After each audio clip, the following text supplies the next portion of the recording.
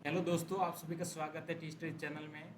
आज इस क्लास में हम प्री डीएलएड यानी कि बीएसटीसी परीक्षा जो 20 मई को होने जा रही है, उस परीक्षा से संबंधित आपका जो पाठ्यक्रम है उसमें जो टीचिंग एटीट्यूड यानी कि जो शिक्षण अभिक्षमता है उससे संबंधित जो 50 प्रश्न आते हैं 150 नंबर के, वो कक्षाएं यहाँ पे अपन देखेंगे। इन कक्षाओं से आपको बहुत सारी हेल्प मिलेगी परीक्षाओं में। तो यहाँ से अपन शुरू करते हैं इन इन कक्षाओं को आज से। तो आपका टॉपिक है शिक्षण अभिक्षमता में। पहला है कि शिक्षण एवं अधिगम यानी कि शिक्षण जो अधिगम है उससे संबंधित अपन टॉपिक को अपन यहाँ पे पढ़ रहे हैं। प्री डीएलएड बीएसटी परीक्षा हेतु यहाँ पे जो अध्ययन सामग्री है उसको अपन अध्ययन कर रहे हैं। तो सबसे पहले आता है कि शिक्षण, टीचिंग का अर्थ क्या है, यानी कि शिक्षण होता है क्या है, इसका मीनिंग क्या है। तो शिक्षण एक सामाजिक और उद्देश्यपूर्ण प्रक्रिया है। तो आपको ध्यान रखना है कि प्रश्न आएगा वहाँ पे कि शिक्षण का अर्थ क्या है, इनमें से कौन सा कथन सही नहीं है, कौन सा कथन सही है, वहाँ पे आपको ऐसे कथन दे दिए जाएंगे। तो पहला ध्यान रखना है कि जो शिक्षण है यानी कि जो टीचिंग है वो एक सामाजिक और उद्देश्यपूर्ण प्रक्रिया है, यानी कि एक सामाजिक सोशल ये प्रोसेस है, और साथ ही एक उद्देश्यपूर्ण यानी कि इसका उद्देश्य होता है, उस उद्देश्य को पूर्ण करती है। जिसका मुख्य लक्ष्य है इसका मुख्य लक्ष्य होता है छात्रों के व्यवहार में सकारात्मक परिवर्तन लाना, यानी कि जो स्टूडेंट है उनका जो बिहेवियर है उसमें पॉजिटिव चेंजेस होता है उसको लाना, यानी कि जो बच्चे होते हैं उनका जो व्यवहार होता है इसके द्वारा वो सकारात्मक परिवर्तन लाते हैं। यानी कि शिक्षण के द्वारा बच्चे क्या होते हैं, एक तरह से सामाजिक रूप से और यानी कि सर्वांगीण रूप से उनका विकास होता है, और ये एक उद्देश्यपूर्ण प्रक्रिया है। और इस शिक्षण का जो मुख्य लक्ष्य होता है वो जो स्टूडेंट होते हैं, छात्र होते हैं, उसके व्यवहार में सकारात्मक परिवर्तन लाना है। अगला बिंदु है कि आधुनिक शिक्षा प्रणाली में शिक्षण एक त्रिध्रुवीय प्रक्रिया है, ट्राइपोलर, यानी कि वर्तमान जो शिक्षा प्रणाली है, आधुनिक शिक्षा प्रणाली है, इसमें जो शिक्षण टीचिंग है वो एक तरह से त्रिध्रुवीय प्रक्रिया, यानी कि इसमें तीन तरह के तीन केंद्र होते हैं, शिक्षण के तीन केंद्र होते हैं, इसलिए ये त्रिध्रुवीय प्रक्रिया है। प्रसिद्ध मनोवैज्ञानिक हैं जॉन डीवी, उनके अनुसार इस त्रिध्रुवीय प्रक्रिया में कौन कौन शामिल हैं। तो इसमें शिक्षक, नंबर 2 छात्र, और नंबर 3 पाठ्यक्रम। यानी कि जो आधुनिक शिक्षा प्रणाली है यानी कि जो टीचिंग है, इसके अंतर्गत जो मुख्य रूप से तीन केंद्र हैं यानी कि तीन ध्रुव हैं, वो कौन कौन से हैं, और ये तीन जो ध्रुव दिए हैं ये प्रसिद्ध मनोवैज्ञानिक हैं जॉन डीवी, उनके अनुसार नंबर 1 पे शिक्षक, नंबर 2 पे छात्र, और नंबर 3 पे उनका जो पाठ्यक्रम है। यानी कि शिक्षक, छात्र और पाठ्यक्रम तीनों मिलकर के जब इस प्रक्रिया को पूर्ण करते हैं तभी ये शिक्षण प्रक्रिया पूर्ण मानी जाती है। अगला बिंदु है बियो स्मिथ। बियो स्मिथ के अनुसार शिक्षण क्रियाओं की एक विधि है जो सीखने की उत्सुकता जागृत करती है। यानी कि जो शिक्षण है वो एक तरह की क्या है, क्रिया है, अलग अलग एक्टिविटी है, क्रियाओं की विधि है, अलग अलग एक्टिविटी होती है जिसके द्वारा क्या किया जाता है, सीखा जाता है, और सीखने की क्या होती है, उत्सुकता जागृत होती है। यानी कि जो स्टूडेंट होते हैं या जो भी शिक्षण कर रहा है उसमें एक तरह से ऐसी जागृति होती है कि वो कुछ नया सीखता रहे। तो ये परिभाषा याद रखनी है, बियो स्मिथ की है कि शिक्षण क्रियाओं की विधि है जो सीखने की उत्सुकता जागृत करती है। अगला बिंदु है, यह केवल ज्ञान देने तक सीमित नहीं है। मोस्ट इंपोर्टेंट है, यहाँ पे ध्यान रखना। प्रश्न आएगा कि शिक्षण से संबंधित कथन कौन सा सही नहीं है। तो इसका उद्देश्य सिर्फ ज्ञान देना ही नहीं है, इसके अलावा भी क्या है, बल्कि बच्चे के सर्वांगीण विकास में सहायक है। ये एक तरह से बच्चे का संपूर्ण विकास, बच्चे का मानसिक विकास, बच्चे का सांस्कृतिक, बच्चे का सामाजिक, हर तरह से उसका विकास किया जाता है, पूरी तरह से बच्चे को परिपक्व किया जाता है। यानी कि शिक्षण के द्वारा जो बच्चा होता है वो एक तरह से सर्वांगीण विकास को पूर्ण करता है। यानी कि शिक्षण का मतलब केवल ज्ञान नहीं है बल्कि उसका सर्वांगीण विकास है। तो यहाँ पे आपको ध्यान रखना है कि ये एक तो क्या है, सामाजिक प्रक्रिया है, दूसरा उद्देश्यपूर्ण है, और इसका लक्ष्य क्या है, व्यवहार में सकारात्मक परिवर्तन लाना है। अगला है कि त्रिध्रुवी प्रक्रिया है, और ये त्रिध्रुवी प्रक्रिया किसने बताई है, जॉन डीवी ने बताई है। और इस त्रिध्रुवी प्रक्रिया में शिक्षक, छात्र और पाठ्यक्रम ये तीन आते हैं। प्रश्न आएगा कि शिक्षण प्रणाली में जो त्रिध्रुवी प्रक्रिया है उसमें कौन से शामिल नहीं है। शिक्षक आ जाएगा, छात्र आ जाएगा, पाठ्यक्रम आ जाएगा, और एक आ जाएगा विद्यालय आ सकता है, या कोई और उसमें दे सकते हैं। तो ध्यान रखना ये तीन सही होंगे और एक जो गलत हो जाएगा। बियो स्मिथ ने इसकी परिभाषा दी है कि शिक्षण क्रियाओं की विधि है जो सीखने की उत्सुकता जागृत करती है, और ये केवल ज्ञान तक सीमित नहीं है बल्कि क्या करती है, बच्चे का सर्वांगीण विकास करती है। इसके अगला आता है अधिगम, लर्निंग का क्या अर्थ है। अपने शिक्षण का अर्थ देख लिया, इसी तरह अधिगम का क्या अर्थ है। अधिगम, सीखना ही अधिगम है। अधिगम, लर्निंग का मतलब होता है सीखना, यानी कि हम लगातार जीवन भर जन्म से लेकर अपन मृत्यु तक क्या करते हैं, लगातार सीखते रहते हैं, तो वही क्या कहलाता है, अधिगम कहलाता है। अधिगम का सामान्य अर्थ सीखना, याद रखना है। सीधा सा प्रश्न आएगा, अधिगम का सामान्य अर्थ है सीखना। अनुभव और प्रशिक्षण के द्वारा मनुष्य के व्यवहार में होने वाला अपेक्षाकृत स्थायी परिवर्तन अधिगम कहलाता है। यह एक निरंतर चलने वाली मानसिक प्रक्रिया है। तो ये जो सीखता कैसे व्यक्ति, अधिगम किसके द्वारा होगा कि जब व्यक्ति अलग अलग अनुभव करता है, बहुत सारे अनुभव आएंगे उसको जीवन में, और वो प्रशिक्षण लेगा, ट्रेनिंग लेगा, वो अपने अनुभव और अपने प्रशिक्षण, अपनी ट्रेनिंग के द्वारा वो क्या करेगा, उस व्यक्ति का जो मनुष्य होगा, उसका जो व्यवहार होगा वो धीरे धीरे क्या होगा, परिवर्तित होगा। और एक तरह से स्थायी परिवर्तन ही अधिगम, यानी कि पहले की अपेक्षा जो व्यवहार है वो पूरी तरह से बदल जाता है, एक स्थायी परिवर्तन आ जाता है, और उसी को क्या कहते हैं, अधिगम कहते हैं। और ये एक निरंतर चलने वाली मानसिक प्रक्रिया है। तो ध्यान रखना, एक तो ये लगातार चलती रहती है, सतत प्रक्रिया है। दूसरा ये मानसिक प्रक्रिया है। तो अधिगम क्या है, अधिगम का सामान्य होता है सीखना। और सीखता कैसे, व्यक्ति अपने अनुभव और प्रशिक्षण के द्वारा उसके व्यवहार में जो स्थायी परिवर्तन आता है उसी को अधिगम कहते हैं। और अधिगम क्या, एक निरंतर चलने वाली प्रक्रिया और मानसिक प्रक्रिया है। इसकी परिभाषा दे रखी है, वर्डवर्थ की परिभाषा है कि नवीन ज्ञान और नवीन प्रतिक्रियाओं को प्राप्त करने की प्रक्रिया सीखने की प्रक्रिया है। बहुत ही अच्छी और सरल परिभाषा यहाँ पे वर्डवर्थ ने दी है कि नवीन ज्ञान यानी कि जो नया ज्ञान है और नवीन जो नई प्रतिक्रिया को अपन प्राप्त करेंगे उसकी जो प्रक्रिया है उसी को क्या कहते हैं, सीखना कहते हैं, यानी कि उसी को क्या कहते हैं, अधिगम कहते हैं। यानी कि व्यक्ति अपने अनुभव और प्रशिक्षण के द्वारा जब लगातार अपने व्यवहार में परिवर्तन करेगा तो उसको नया ज्ञान प्राप्त होगा और वो नवीन प्रतिक्रियाएं करेगा, वही क्या कहलाता है, अधिगम कहलाता है। अगला टॉपिक है इसी में, शिक्षण अधिगम प्रक्रिया के 3 मुख्य तत्व। तो आपको बताया था कि जो शिक्षण अधिगम है, यानी कि जो शिक्षण है वो एक त्रिध्रुवीय प्रक्रिया थी, जिसमें मुख्य रूप से कौन थे, शिक्षक था, नंबर 2 छात्र थे, नंबर 3 पाठ्यक्रम था। और ये त्रिध्रुवीय प्रक्रिया, ये 3 तत्व किसने बताए, जॉन डीवी ने बताया, आपको याद रखना है। इसमें जो स्वतंत्र चर हैं वो शिक्षक हैं, और जो छात्र हैं वो कैसा है, आश्रित चर है यहाँ पे, और पाठ्यक्रम कैसा है, हस्तक्षेप चर है यहाँ पे। तो देखिए 3 यहाँ पे 3 तत्व हैं, यानी कि 3 ध्रुव हैं। एक पहला नंबर शिक्षक है, कैसा ये चर है, स्वतंत्र है। दूसरा छात्र है, कैसा है, आश्रित हैं। तीसरा पाठ्यक्रम है, कैसा है, हस्तक्षेप चर है। शिक्षण प्रक्रिया का स्वतंत्र चर यानी कि इंडिपेंडेंट वेरिएबल है, वह कक्षा का वातावरण, शिक्षण विधियाँ और रूपरेखा स्वतंत्र रूप से तय करता है। यानी कि शिक्षक हैं, इसको स्वतंत्र चर क्यों कहते हैं, क्योंकि ये क्या करता है, जहाँ पे शिक्षा दी जाएगी यानी कि जहाँ पे सिखाया जाएगा, यानी कि जिस कक्षा का वातावरण होगा उसको कौन तय करेगा, वो शिक्षक तय करेगा। अब किन विधियों से पढ़ाना है वो भी शिक्षक तय करेगा, और उसकी पढ़ाने की रूपरेखा क्या होगी उसको भी कौन तय करेगा, यानी कि शिक्षक। यानी कि शिक्षण की इस अधिगम की प्रक्रिया में जो पूरी तरह से स्वतंत्र हैं, जो इसको क्या करेगा, पूरी तरह से एक शिक्षण को क्या करेगा, एक तरह से मतलब कंट्रोल करेगा, नियंत्रित करेगा, इसलिए इसको क्या कह गया, स्वतंत्र चर कहा गया है। क्योंकि ये क्या करता है, उस कक्षा का, ये सीखने का जो वातावरण है उसको भी तय करता है, सीखने की विद्या कौन सी है उसको तय करेगा, और उसकी रूपरेखा क्या होगी इसलिए तय करता है। इसलिए कैसा सर हो गया, स्वतंत्र चर हो गया। दूसरा है छात्र यानी कि स्टूडेंट, ये कैसे हैं, आश्रित चर।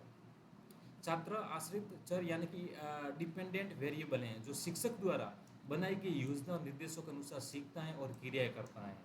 तो दूसरा ध्यान रखना कि छात्र होते हैं वो कैसा सर हैं, आश्रित सर हैं। आश्रित क्यों है, क्योंकि वो शिक्षक के ऊपर डिपेंड करेंगे। क्यों, क्योंकि शिक्षक क्या करेगा, वो जो वातावरण तैयार करेगा, जो शिक्षण विद्या तैयार करेगा, जो अपनी रूपरेखा तैयार करेगा, उसी के अनुसार जो स्टूडेंट होते हैं वो क्या करते हैं, शिक्षक की जो बनाई हुई योजनाएं होती हैं, उनके जो निर्देश होते हैं उनका पालन करते हुए क्या करते हैं, लर्निंग करते हैं, सीखते हैं और क्रिया करते हैं। इसलिए ये क्या हो जाते हैं, इस शिक्षण यानी कि शिक्षक पर ये क्या होते हैं, डिपेंड हो जाते हैं। इसलिए क्या कहलाता है, आश्रित सर कहलाता है। अगला है पाठ्यक्रम। पाठ्यक्रम या वातावरण हस्तक्षेप सर इंटरवेनिंग वेरिएबल हैं, जो शिक्षक और छात्र के बीच अंतःक्रिया का मुख्य माध्यम बनता है। यानी कि ये जो पाठ्यक्रम होता है ये कैसा है, हस्तक्षेप चर है। यानी कि ये वातावरण या हस्तक्षेप चर हैं जो शिक्षक और छात्र यानी कि जो टीचर हैं और जो स्टूडेंट हैं, इन दोनों के बीच में जो अंतःक्रिया यानी कि जो इंटरेक्शन होगा आपस में, उसका माध्यम क्या बनेगा, पाठ्यक्रम। यानी कि शिक्षक है वो इस पाठ्यक्रम के द्वारा क्या करेगा, छात्र से संबंध स्थापित करेगा, यानी कि छात्र से जुड़ेगा, और छात्र भी क्या करेंगे, अपना जो फीडबैक होगा, अपनी जो प्रतिक्रिया होगी वो इसी पाठ्यक्रम के सीखने के दौरान उसके माध्यम से क्या करेंगे, वो वहाँ से सीखेंगे। तो इस तरह से आपको ध्यान रखना, ये इंपॉर्टेंट टॉपिक है यहाँ पे कि शिक्षण और अधिगम प्रक्रिया के 3 मुख्य तत्व कौन से हैं। तो पहला याद रखना, शिक्षक स्वतंत्र हैं, दूसरा छात्र आश्रित हैं, तीसरा पाठ्यक्रम अच्छे सर हैं। तो ये 3 सर है, ये 3 किसने बताए, जॉन डेवी ने बताए। एक उत्तम शिक्षण की प्रमुख विशेषताएं क्या है, आपको ध्यान रखना है कि शिक्षण की प्रमुख विशेषता क्या, प्रश्न आएगा वहाँ पे कि शिक्षण की निम्नलिखित में से कौन सी विशेषता नहीं है। वहाँ पे 3 आपके 4 ऑप्शन आएंगे, उसमें से 3 सही होंगे, 1 गलत होगा। तो पहला ध्यान रखना है कि बाल केंद्रित शिक्षण हमेशा बच्चे की रुचियों, उनकी क्षमताओं और उसके मानसिक स्तर के अनुसार होना चाहिए। बच्चे को केंद्र मानकर योजना बननी चाहिए। तो सबसे पहला तो ध्यान रखना है कि जो शिक्षण होता है वो बच्चे को केंद्रित करके किया जाता है, किसी और को केंद्रित करके नहीं किया जाता, क्योंकि बच्चे को सिखाना होता है और बच्चे के लिए शिक्षण कराया जाता है। इसलिए उन बच्चे में उसकी रुचि क्या है, उनकी क्षमताएँ क्या है, उनका मानसिक स्तर क्या है, उसके अनुसार ही उनको वो वहाँ पे उसकी योजना बनाई जाती है और उसी के अनुरूप वहाँ पे उनको क्या किया जाता है, सिखाया जाता है। तो पहला याद रखना है कि जो शिक्षण होता है वो बाल केंद्रित होता है। दूसरा है सहयोगपूर्ण और प्रजातांत्रिक, कक्षा का वातावरण भयमुक्त होना चाहिए, यानी कि जहाँ पे जिस वातावरण में बच्चे सीख रहे हैं वहाँ का वातावरण है, वहाँ का माहौल कैसा होना चाहिए, भयमुक्त, यानी कि बच्चे में किसी तरह का डर होना नहीं चाहिए, क्योंकि डर होगा तो उस डर के द्वारा वो उस उचित गति से नहीं सीख पाएगा। तो पहला ध्यान रखना है कि वहाँ का वातावरण कैसा है, भयमुक्त होना चाहिए, जहाँ छात्र बिना किसी डर के प्रश्न पूछ सके और शिक्षक छात्र के मध्य मधुर संबंध हो, यानी कि जो स्टूडेंट हैं, छात्र हैं, बिना किसी डर से अपने टीचर से प्रश्न पूछ सकता है और वहाँ पे शिक्षक और छात्र यानी कि टीचर और स्टूडेंट का जो उनके जो रिलेशन है, संबंध है, वो क्या अच्छे बने रहे, यानी कि एक तरह से सहयोगपूर्ण और प्रजातांत्रिक तरीके से इसका शिक्षण होता है। तो इसकी दूसरी विशेषता हो जाएगी, ये कैसा होता है, एक सहयोगपूर्ण होता है, यानी कि आपस में दोनों शिक्षक और छात्र आपस में दोनों उसी तरीके से वार्तालाप करतेंगे और अपनी जो भी समस्या होंगी छात्र वो अपने शिक्षक से उस समस्या को समाधान करेंगे। और प्रजातांत्रिक यानी कि किसी तरह का वह भय नहीं होगा। तीसरी विशेषता है निदानात्मक और उपचारात्मक, छात्रों को सीखने की कठिनाइयों को पहचानना, निदान और उसको उचित शिक्षण विधियों द्वारा उन कमियों को दूर करना क्या कहलाता है, उपचार कहलाता है। तो इसकी तीसरी विशेषता है कि जो शिक्षण होता है वो कैसा होता है, निदानात्मक होता है और उस कैसा होता है, उपचारात्मक होता है। यानी कि सबसे पहले तो क्या होगा, जो बच्चे हैं उनकी जो कठिनाइयाँ उनको पहचान किया जाएगा, उसका निदान किया जाएगा। निदान का मतलब उसको पहचानेंगे और उसके बाद में उनकी कमियों को दूर करेंगे, उसका उपचार करेंगे। अगली विशेषता है प्रेरणादायक, मोटिवेशनल शिक्षा। उत्तम शिक्षण वह है जो छात्रों को स्वयं अन्वेषण करने, यानी कि खोज करने और सीखने के लिए प्रेरित करना है। यानी कि सबसे अच्छा शिक्षण वो होता है जब छात्र क्या करते हैं, स्वयं अन्वेषण करते हैं, खोज करते हैं, वहाँ पे छानबीन करते हैं और सीखने के लिए प्रेरित करते हैं, जिससे उनमें जिज्ञासा जागृत होती है। तो ये 4 यहाँ पे ध्यान रखना है। शिक्षण होता है, पहला नंबर 1 है बाल केंद्रित होता है, दूसरा है सहयोगपूर्ण और प्रजातांत्रिक होता है, तीसरा क्या है निदानात्मक और उपचारात्मक होता है, और चौथा क्या होता है, प्रेरणादायक होता है। अधिगम की महत्वपूर्ण विशेषताएं, निरंतर और सार्वभौमिक प्रक्रिया। अब देखिए अधिगम की क्या विशेषता, आपने शिक्षण की विद्या देख ली। अधिगम क्या होता है, निरंतर और सार्वभौमिक प्रक्रिया। अधिगम एक निरंतर चलने वाली प्रक्रिया, यानी कि सतत प्रक्रिया, ये कभी रुकती नहीं है, लगातार चलती रहती है। मनुष्य जन्म से लेकर मृत्यु तक कुछ न कुछ सीखता रहता है, ये कभी न रुकने वाली प्रक्रिया। साथ ही सीखना सार्वभौमिक है, यह केवल स्कूल तक सीमित नहीं है बल्कि हर स्थान पर होता है। बहुत इंपॉर्टेंट यहाँ पे प्रश्न बन सकता है कि अधिगम है, इसकी विशेषता है, तो क्या विशेषता है। पहली विशेषता ये है कि निरंतर चलती रहती है। मनुष्य जब जन्म लेता है तब से लेकर उसकी मृत्यु तक वो लगातार क्या करता है, अपने जीवन में सीखता रहता है, यानी कि अधिगम उसका होता रहता है, ये कभी रुकती नहीं है प्रक्रिया। और साथ ही क्या होता है, सार्वभौमिक होता है, यानी कि उसके सीखने की कुछ जगह फिक्स नहीं होती है, वो केवल स्कूल में ही नहीं सीखता है, इसके अलावा वो हर स्थान पर सीखता रहता है कुछ न कुछ अपने जीवन में। तो पहली विशेषता हो जाएगी कि अधिगम क्या है, एक तरह से निरंतर और क्या है, सार्वभौमिक प्रक्रिया है। दूसरी विशेषता क्या है, उद्देश्यपूर्ण और समायोजन। अधिगम हमेशा उद्देश्यपूर्ण होता है, बिना लक्ष्य या उद्देश्य के सार्थक सीखना संभव नहीं होता है। यानी कि जब अपन कोई भी बात सीखते हैं, अधिगम होता है तो उसका एक उद्देश्य होता है, यानी कि उद्देश्यपूर्ण होता है, यानी कि बिना लक्ष्य या बिना उद्देश्य के अपन कोई भी चीज़ होती है उसको सार्थक रूप से सीख नहीं सकते। इसके अलावा सीख कर ही व्यक्ति नए वातावरण और नई परिस्थितियों में खुद को ढालता सीखता है, इसलिए सीखना क्या सक्रिय प्रक्रिया है। यानी कि सीख करके व्यक्ति क्या होता है, जो नई परिस्थिति आती है, नया वातावरण होता है, उसको उसमें अपने खुद को एडजस्ट कर लेता है। तो दूसरी विशेषता हो जाएगी उद्देश्यपूर्ण और समायोजन। तो शिक्षण जो अधिगम है उसकी विशेषता हो जाएगी ये निरंतर प्रक्रिया है। दूसरी सार्वभौमिक प्रक्रिया है, यानी कि कहीं भी सीख सकता है। तीसरा है उद्देश्यपूर्ण प्रक्रिया है, और इसके द्वारा व्यक्ति क्या होता है, अपने जीवन में समायोजन आसानी से कर सकता है। शिक्षण के महत्वपूर्ण सूत्र कौन कौन से हैं? तो देखिए, शिक्षण के महत्वपूर्ण सूत्र है, पहला है पहला ज्ञात से ज्ञात की ओर। शिक्षण की शुरुआत छात्रों के पूर्व ज्ञान जो वे जानते से करनी चाहिए और फिर उन्हें नए ज्ञान की ओर ले जाना चाहिए। तो पहला सूत्र है कि ज्ञात से ज्ञात। ज्ञात का मतलब जो बच्चा पहले से जानता है, जो उसको पहले से ज्ञात है, पहले उसकी अपने को जानकारी लेनी है, उसका उसको बोध कराना है, और फिर जो नहीं जानता है उसको, जो जानता है उसके द्वारा उस नहीं जानता है, उस अज्ञात है उसकी ओर उसको ले जाना है। तो पहला याद रखना है कि पहला सूत्र क्या है, ज्ञात से अज्ञात, यानी कि जो पहले से जानता है, वो पहले से उसको जो ज्ञात है उसके द्वारा उसको अज्ञात की ओर, यानी कि जो नया ज्ञान है जिसको नहीं जानता उसकी ओर उसको ले जाना है। दूसरा है सरल से कठिन की ओर। बच्चों को पहले सरल और आसान बातें बतानी चाहिए और उसके बाद धीरे धीरे जटिल अवधारणाओं की ओर बढ़ना चाहिए।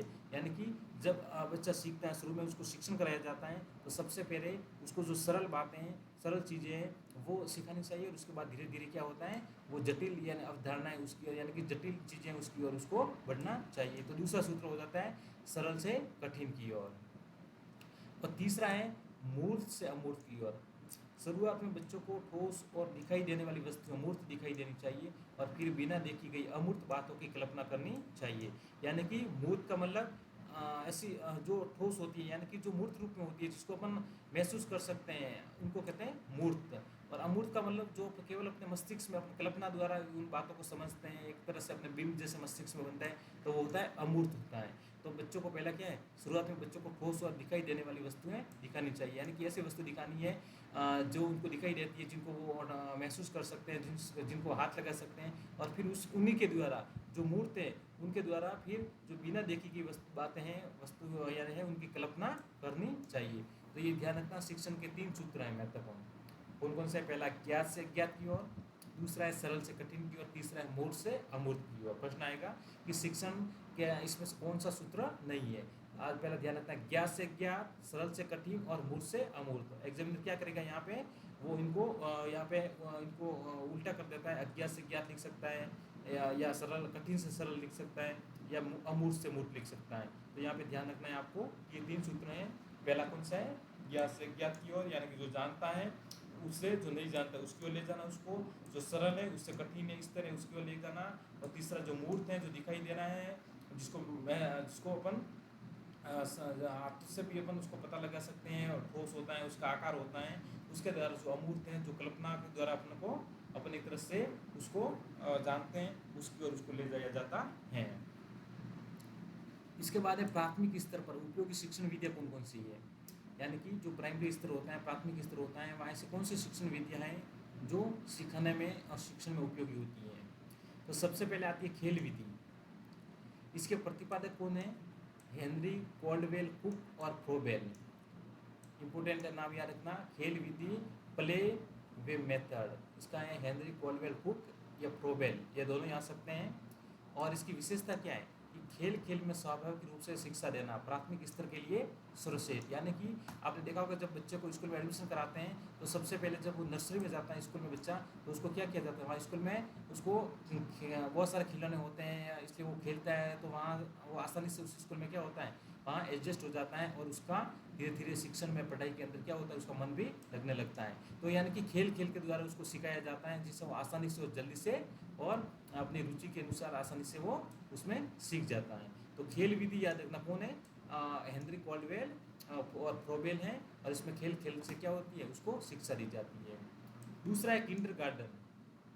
किंडर गार्डन, इसके प्रतिपादक कौन है? फ्रोबेल है। इसके भी बच्चों का बगीचा, बच्चे पौधे के समान है जो स्वतंत्र रूप से विकसित होते हैं।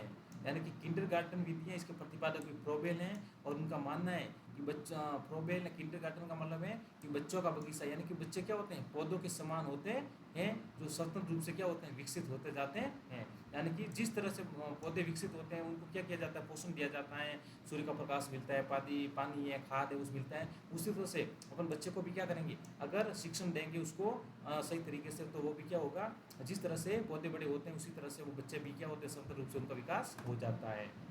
तीसरी विधि है प्रोजेक्ट विधि। इसके जो जनक यानी कि प्रतिपादक है वो कौन है, किलपैट्रिक। प्रोजेक्ट का मतलब है यहाँ पे करके सीखना, लर्निंग बाय डूइंग, सिद्धांत पर आधारित व्यवहारिक विधि, यानी कि अपन को क्या करना पड़ेगा, वहाँ पे प्रैक्टिकल करना पड़ेगा, खुद करना पड़ेगा, तभी जाके सीखेंगे वहाँ पे। उसको कहते हैं प्रोजेक्ट विधि, किलपैट्रिक। और अगली है कहानी कथन विधि, यानी कि जो पारंपरिक होती है, बच्चों में कल्पना शक्ति और नैतिकता का विकास करने की सबसे प्रभावी विधि। यानी कि बच्चों को क्या किया जाता है, जो घर में बूढ़े लोग होते हैं उनको कहानियाँ सुनाते हैं, ऐसी पुरानी कहानियाँ वगैरह, जिससे वो दिमाग में ऐसे कल्पना करते हैं, उनकी कल्पना शक्ति विकसित होती है और उनको नैतिकता का विकास होता है। वो मतलब एक तरह से उनके नैतिकता का विज्ञान उसी के द्वारा दिया जाता है, यानी कि कोई किसी कहानी के द्वारा उनको शिक्षा दी जाती है, कहानी के द्वारा उनको किसी उद्देश्य की ओर प्रेरित किया जाता है, तो वो कहानी विधि है, उसके कौन है, पारंपरिक विधि। यहाँ पे याद रखना, खेल विधि फ्रोबेल और कूलक्वेल है, किंडरगार्टन विधि फ्रोबेल है और प्रोजेक्ट विधि कौन है, किलपैट्रिक है। खेल विधि में सीधा ही आपको खेल में शिक्षा दी जाएगी। किंडरगार्टन में याद रखना बच्चों का बगीचा, बच्चे पौधों के समान होते हैं और स्वतंत्र रूप से विकसित होते हैं। प्रोजेक्ट विधि में याद रखना किलपैट्रिक है, यानी कि करके सीखते हैं। और कहानी कथन विधि में बच्चों में कल्पना शक्ति और नैतिकता का विकास किया जाता है। अगला है शिक्षण अधिगम सामग्री, TLM का प्रभाव। यानी कि जब शिक्षण करवाया जाता है तो ऐसी सामग्री काम में ली जाती है जिसके द्वारा बच्चे जल्दी सीखते हैं, तो उसको कहते हैं शिक्षण अधिगम सामग्री। यानी कि शिक्षण अधिगम के लिए जो सामग्री काम में ली जाती है, ये 3 तरह की सामग्री होती है। एक होती है दृश्य श्रव्य सामग्री, यानी कि दृश्य का मतलब जो दिखाई भी देती है और साथ में सुनाई भी देती है, इसको कहते हैं ऑडियो विजुअल। यानी कि 50% सामग्री है वो कैसी होती है, दृश्य श्रव्य सामग्री काम में ली जाती है। एक आती है सिर्फ दृश्य सामग्री, यानी कि जो सिर्फ दिखाई देता है, उसमें सुनाई नहीं देगा, 30% वो काम में ली जाती है। और अंत में तीसरी है श्रव्य सामग्री, जो केवल सुनाई देती है, 20% वो काम में ली जाती है।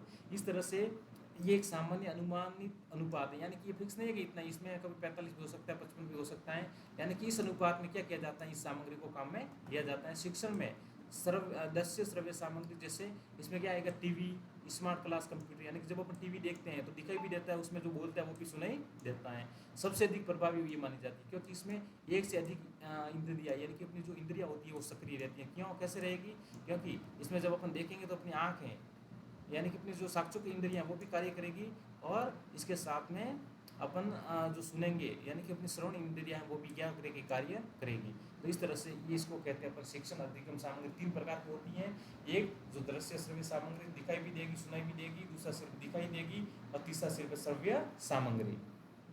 श्रव्य सामग्री में जैसे रेडियो वगैरह आ जाते हैं, जो अपने सुनाई देते हैं लेकिन दिखाई नहीं देते हैं, और दृश्य सामग्री में केवल दिखाई देगा, वहाँ पे सुनाई नहीं देगा। अब आधुनिक शिक्षक की भूमिका, यानी कि वर्तमान में टीचर है उसकी क्या भूमिका होगी शिक्षण के अंतर्गत। तो NCF 2005 के अनुसार, NCF का मतलब है नेशनल करिकुलम फ्रेमवर्क, यानी कि राष्ट्रीय पाठ्यचर्या की रूपरेखा। NCF 2005 के अनुसार शिक्षक अब केवल ज्ञान का दाता नहीं रह गया, बल्कि वह एक सुविधा दाता, फैसिलिटेटर है। यानी कि शिक्षक का कार्य क्या है, अब केवल ज्ञान देना नहीं है, एक तरह से क्या है, सुविधा दाता है। ये ध्यान रखना है, यह ध्यान रखना।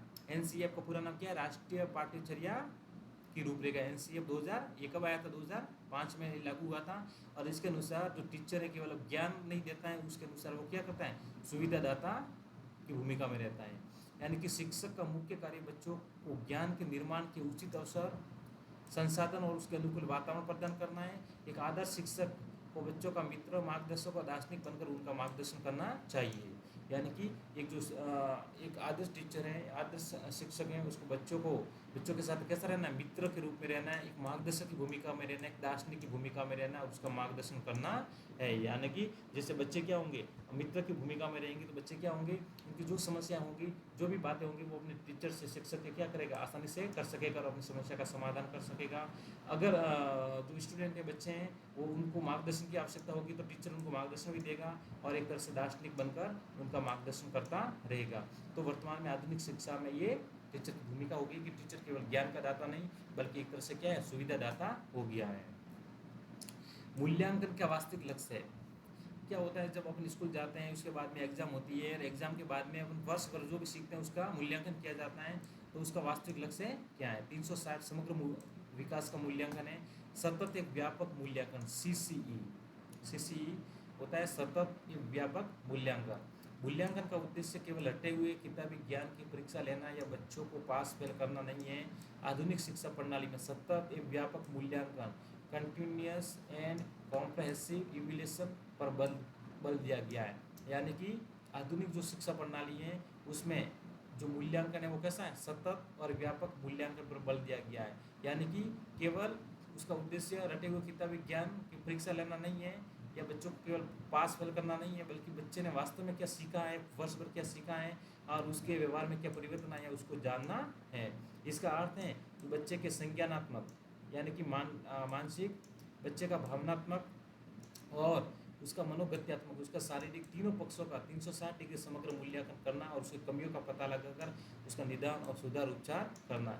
यानी कि बच्चे ने जो भी शिक्षण सीखा है, यानी कि जो भी अधिगम उसमें हुआ है बच्चे में, उसके उसके संज्ञात्मक, उसका मानसिक विकास, उसका भावनात्मक विकास और उसका शारीरिक विकास, इन तीनों को एक तरह से इसका समग्र मूल्यांकन करना और उस कौन से पक्ष में कहाँ कमी रह गई है उसका निदान करना और उसका उपचार करना, ये क्या कहलाता है? वर्तमान में जो आधुनिक शिक्षा है उसमें एनसीएफ के अंतर्गत ये मूल्यांकन को किसमें बदल दिया गया? सतत और व्यापक मूल्यांकन में बदल दिया गया है, जिसमें बच्चे के तीनों पक्ष हैं, जहाँ पर केवल संज्ञानात्मक, ऐसा नहीं केवल मानसिक यानी कि वो उसने कितना ज्ञान अर्जित किया उसमें नहीं, उसकी भावनात्मक, उसकी संवेदनाएं, उसका मनोविद्यात्मक, शारीरिक, सभी यहाँ पर दृष्टियों से उसका अध्ययन कराया जाएगा, उसको उसका मूल्यांकन किया जाएगा। तो थैंक यू दोस्तों, साथी मित्रों, आप सभी को आज की इस क्लास में हमने सीखा कि शिक्षण अधिगम क्या होता है, शिक्षण का अर्थ क्या होता है, अधिगम का अर्थ क्या होता है और इसके क्या क्या तत्व होते हैं और इससे संबंधित जो महत्वपूर्ण बातें, इनकी परिभाषाएं, कौन कौन सी विधियाँ होती है वो अपन ने देखी हैं। इसी तरह की कक्षाएं अब आपको यहाँ पे इस चैनल पर मिलती रहेगी, तो इस चैनल को प्लीज़ सब्सक्राइब कीजिए, लाइक कीजिए और अपने और भी साथी जो तैयारी कर रहे हैं एसटीसी पीटीटी, उनको ये क्लास शेयर कीजिए। आपके पास में ऐसे ही क्लासें आती रहेगी और इन कक्षाओं से आपके बहुत सारा लाभ होगा, क्योंकि जो टीचिंग एटीट्यूड की जो सवाल आएंगे वो इसी तरह से आएंगे। वहाँ पे आपको समझना जरूरी है, प्रश्न को समझोगे तभी वहाँ पे हल कर पाओगे। ऐसा नहीं है कि जीके की तरह वहाँ पे आप रट के जाओगे और प्रश्न कर दोगे, इसलिए आपको टॉपिक को समझना जरूरी है। तो इस तरह की यहाँ पे आपको शिक्षण सामग्री यहाँ पे उपलब्ध करवाई जाएगी। धन्यवाद।